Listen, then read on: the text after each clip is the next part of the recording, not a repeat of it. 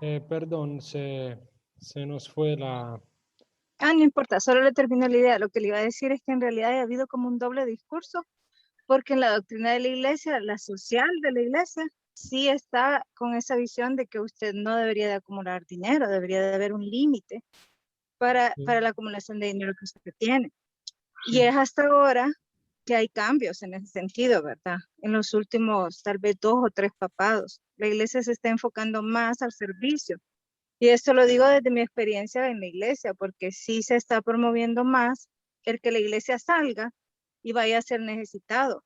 Ya no es solo vamos a rezar un rosario, vamos a hacer una misa, ¿verdad? Yo estuve casi 10 años en la iglesia católica como servidora. Ahorita sí ya llevo un tiempo bastante retirada, más de 8 años, pero imagínense que hacia atrás, o sea, hace 8 años atrás ya estaba dándose ese giro. Y ahorita con el Papa Francisco el giro es un poco más fuerte todavía, a impulsar que se dé, que se mire al necesitado, que se cuide lo ecológico. Entonces sí ha habido una evolución más hacia lo que ya no es el homo económicos, un Ajá. poco regresando a ser gregario, a ser solidario, etcétera, ¿verdad? Sería Pero ha interesante. sido como progresivo, en realidad. Solo Sí. haciendo esa comparación desde mi vivencia así como católica, ¿verdad? En este sentido, sería interesante y tal vez usted puede decirnos y aportar sus experiencias durante nuestras reuniones, porque sería bueno entender cuál es el papel de la iglesia relacionada con la economía social, porque de lo que usted dice ahora, que nos está diciendo, parece que podría hasta acuñarse un nuevo término, una nueva rama de la economía social que protagonizada por parte de la iglesia. Ya Bueno, está. sí, es que tiene bastantes exponentes famosos ahorita y tenemos justo el padre del Salvador, ¿verdad? Ujú, Que hizo bastante en eso, fue muy solidario. ujú, Romero es. Él es para que es un ejemplo, crea, bueno, desde la psicología se aprende de él porque aprendemos mucho de lo que es la psicología social a través de él, ¿verdad? y Pero también si usted se va hacia atrás, acuérdese que los reyes y todo el sometimiento a las torturas y todo lo que hacían los reyes estuvo involucrada la Iglesia Católica, ¿verdad? Entonces sí ha sido como una evolución lenta que ha ido dando, pero siento que en cierta medida ahorita está dirigiéndose hacia donde pues debería de dirigirse en realidad, aunque hay, sí le digo, bastante división entre lo que son la parte conservadora todavía quiere seguir enfocada en la tradición y en todo lo anterior, y la parte que ya está más revolucionaria, buscando más salir hacia el necesitado. sí, y a propósito, es cierto que hay, ahora que no lo había pensado, pero sí hay una corriente de la iglesia que es la teología de la liberación, que me gustaría poder analizar porque está vinculada con la economía social. Y esta perspectiva que estamos hablando, de la cual está hablando usted, Lourdes, podría ser objeto de una clase. Tal vez, si puedo desarrollar veremos para el final de los días, al final del curso, sí, si tendremos chance de dedicarle por lo menos una reunión a la teoría de teología de la liberación. Sí, muy bonita la historia porque también él se opone precisamente a ese círculo creado, ¿verdad? La aristocracia en El Salvador. Ujú. Y yo siento que pues sería de provecho para todos. Yo lo vi allá en mis estudios de psicología y sí me gustaría verlo desde la perspectiva ya de la economía social, la teoría esta. Sí, excelente, gracias. Gracias a usted. Nicole. No, solo no como aporte o como aclaración. em, no creo que Weber esté justificando la explotación del del trabajador. Nosotros en teoría social, en un documento que se llama Teoría y Realidad, hicimos un análisis y según el autor Héctor Díaz Polanco, decía que Weber entendía que el capitalismo presentaba ciertos problemas, sobre todo en el caso de las desigualdades que estaba produciendo el mismo sistema, y que entendía que estos problemas debían resolverse, pero siempre manteniendo el mismo sistema capitalista. Nada más, eso es lo que yo desde el conocimiento, desde las clases anteriores tengo entendido. O sea, él nada más plantea cómo surge este espíritu del capitalismo y hace ese análisis a partir de estos valores que nacen o que se plantean desde del catolicismo, por ejemplo, y desde después de la Reforma Protestante. Eso creo que es a mi análisis y consideración. Ujú. Sí, ok, gracias. Bueno, yo trato de terminar las diapositivas. Entonces, estábamos diciendo que el gran empresario entonces es cristiano y solo se puede encontrar e imaginar en el campo de la cristiandad. En cambio, los judíos habíamos dicho que no pudieran representar en ese entonces algún vínculo o alguna afinidad electiva con el capitalismo, con el espíritu del capitalismo. Con el protestantismo no se recomienda la pobreza, pero la adquisición de riqueza tampoco debe inducir a un goce puramente animal. Ahí estará la visión de Lutero, que entonces dice también que hay que considerar reprobable el afán de lucro material que sobrepase las propias necesidades. Pero la adquisición de un lucro material que sobrepase las propias necesidades es una característica del capitalismo. Así que el capitalismo va en contra de las ideas luteranas, seguramente.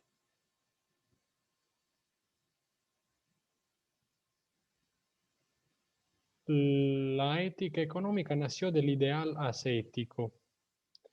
El monje es el primer hombre de su tiempo que vive racionalmente. Weber haciendo a través de sus estudios, vas a ver que aquella figura que encarna la racionalidad y que experimenta una vida racional en su mayoría o en su totalidad es el monje, que con método y medios racionales persigue un fin situado en el más allá. Para él solo existe el toque de la campana, solo para él están divididas las horas del día destinadas a la oración. Entonces el monje vive con una gran disciplina, muy racionalmente. El ascetismo tiene que ver con el rechazo a lo mundano, ¿no? A todo lo que es mundano. Esto es bueno, ascetismo significa propiamente eso, alejarse de todo lo que es mundano para buscar para elevar su propio espíritu y encontrar a Dios o cualquier otra otro sinónimo, no sé, como sea la paz o la tranquilidad. Maestro, Sí. pero bueno, en el libro también Weber enfatiza en que esta teoría que él creó tiene sus limitaciones, ¿verdad? Y que él no está argumentando en esa obra que el protestantismo causó el espíritu capitalista, sino que fue un factor que contribuyó a que se acelerara o más bien se pudiese explicar vinculándolo desde la moral y la ambición de los seres humanos, ¿verdad? Entonces, tratando de explicar cómo esto tuvo un impacto en el desarrollo económico, pero también de las ideas religiosas, porque cuando se deja, por ejemplo, el espíritu calvinista, entra lo que es ya el espíritu capitalista, porque ya está enfocado en lo económico, pero sí él es claro y dice que en los primeros capítulos él habla de las limitaciones que la misma obra tiene. Entonces, no es que esto impulsó el capitalismo, sino que lo explica desde las condiciones éticas, morales y religiosas. Exacto, exacto. Ahorita, si no me equivoco, lo vamos aquí. Aquí vamos, a la próxima diapositiva, vamos a retirar ese aspecto. Lo siento. No, no, es que es una característica que ya hemos, em, ¿cómo se dice?, analizado y que es justo siempre reiterarla, porque si no, se puede pensar que el calvinismo tiene que ver directamente con el capitalismo y no es así. Esto. En esta otra diapositiva, de hecho, vamos a ver cuáles son los vínculos entre capitalismo y ascetismo calvinista, las influencias recíprocas más que vínculos entre los dos. Una variante específica del protestantismo, la concepción de racionalismo, de dominio del mundo, del ascetismo intramundano del calvinismo, tuvo una importante influencia y afinidad electiva, no con el capitalismo en general, sino con el espíritu del capitalismo. E aclara Weber, es decir, con una manera específica de concebir la ética de trabajo en la vida cotidiana de la actividad económica capitalista. Ética racional del protestantismo ascético. No es causal genético, o sea, no deriva del calvinismo, el capitalismo no deriva del calvinismo porque la dinámica de desarrollo histórico del capitalismo moderno viene de mucho antes de la aparición de la reforma protestante, en las palabras de Weber. Y es cierto, sí. Yo tal vez me he confundido y había dicho lo contrario, pero es cierto. El capitalismo se desarrolla antes, los atisbos, los primeros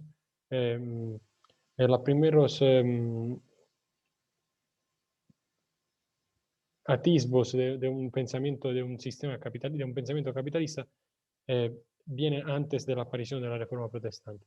El surgimiento de la estructura originaria del capitalismo la ubica Weber en la Baja Edad Media. Gil Villegas, que hemos visto en el video y lo reitero en ese momento, es uno de los analistas de la obra de Weber, uno de los mayores, uno de los mejores también, que a través de su crítica resalta la tesis weberiana, para evitar que los orígenes del capitalismo sean relacionadas con el ascetismo calvinista. Gil Villegas afirma que la ética protestante tuvo un importante impacto en el desarrollo histórico del capitalismo occidental a partir del siglo XVI, pero no tiene una relación directa. Protestantismo y capitalismo, Max Weber sugiere que son los valores religiosos, especialmente los asociados al puritanismo, los que tuvieron una importancia fundamental en el desarrollo y consolidación del capitalismo. En un país en donde reside una población protestante y católica, él se dio cuenta que la población protestante ocupa niveles directivos más altos y poseen asimismo niveles de riqueza mayores. Y los países con preponderancia protestante y en donde se articuló la reforma protestante son los más desarrollados económicamente hablando. Ahora, en ese sentido, personalmente, no obstante los estudios de Weber, yo veo, por lo menos en esta frase, como una cierta discriminación hacia los otros. No puedo decir, no me siento conforme con relacionar el protestantismo, al final de todo, no me siento conforme con relacionar el protestantismo únicamente como una base para el éxito en el mundo del trabajo. Porque esta frase parece decir exactamente esto, que la población protestante ocupa niveles directivos más altos y poseen niveles de riqueza mayores. Parece decir que hay que ser protestantes para ser ricos. Entonces, no me siento totalmente de acuerdo con esta frase. Cierto es que hay un cierto vínculo o una cierta afinidad, como dice Weber. Un trabajo racional. El segundo capítulo de la obra, Ascetismo y Capitalismo, comienza explicándonos que la riqueza como tal es un grave peligro. Sus tentaciones son incesantes, aspirar a ella no solo no tiene sentido para Dios, sino que además es moralmente peligroso. Sin embargo, debe considerarse el trabajo como un fin en sí mismo de la vida, prescrito por Dios. Y lo que exige Dios no solo es un trabajo en sí mismo, sino que además es un trabajo racional. Y en este esquema la mendicidad es un pecado. Y entonces hay que evitarla. Y de ahí surge esta ética fuerte del trabajo, de la búsqueda de acumulación de riqueza para evitar caer en el pecado, así, por así decirlo, o que es la mendicidad. Alejarse de la mendicidad es entonces la mejor manera de agradecer a Dios y, sí, y detectar, la mejor manera para detectar nuestra predestinación, según por lo menos la análisis weberiana del ascetismo calvinista. El prototipo, el ejemplo que Weber nos hace de esa ética calvinista y capitalista relacionada es Benjamin Franklin, o sea, uno de los padres fundadores de Estados Unidos. Él, podemos decir, que encarna las cualidades que el hombre capitalista encarna las dos cualidades. De un lado, el puritanismo calvinista, del otro lado, el espíritu capitalista. Se resumen en la figura de Benjamin Franklin, y podemos ver a través de algunas de sus palabras, podemos una vez más entender cómo se relaciona el trabajo con la felicidad y positivamente, entonces, en la visión de Benjamin Franklin. Por ejemplo, él dice también, time is money, ¿no? El tiempo es dinero. Y también nos dice que el hombre trabajador es el hombre feliz, mientras que el hombre holgazán es el miserable. La diligencia es la madre de la buena suerte, y el que vive de la esperanza muere ayunando. De todas estas consideraciones,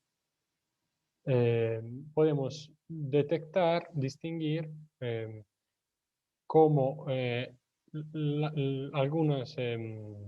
la importancia del trabajo para la felicidad hasta la santidad,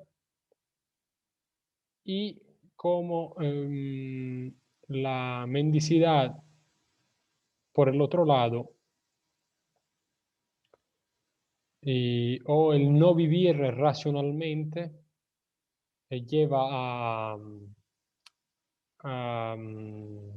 ¿cómo se dice? Al pecado y al desastre.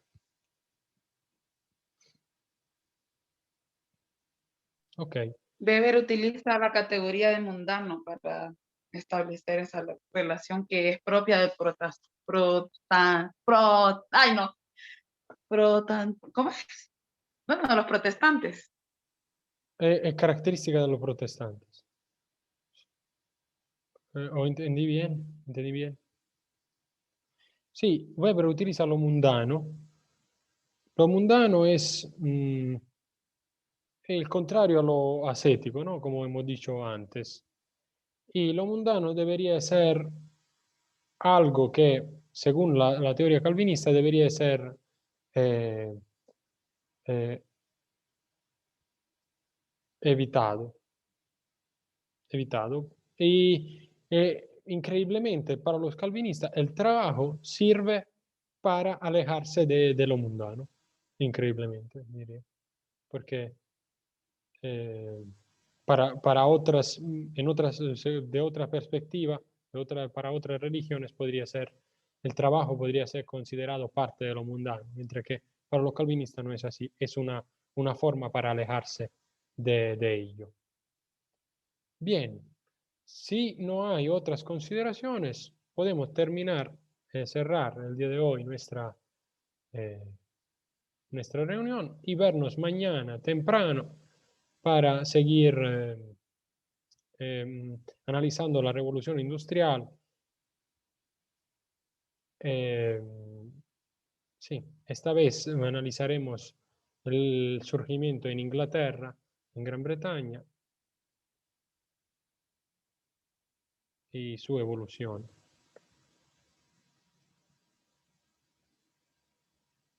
Ok. ¿Alguien más quiere decir algo? ¿Todo cheque? Perfecto. Entonces nos vemos mañana, sin más. Gracias por la atención. Buenas noches, Máster. Hasta Buenas mañana. noches. Hasta mañana. Noches.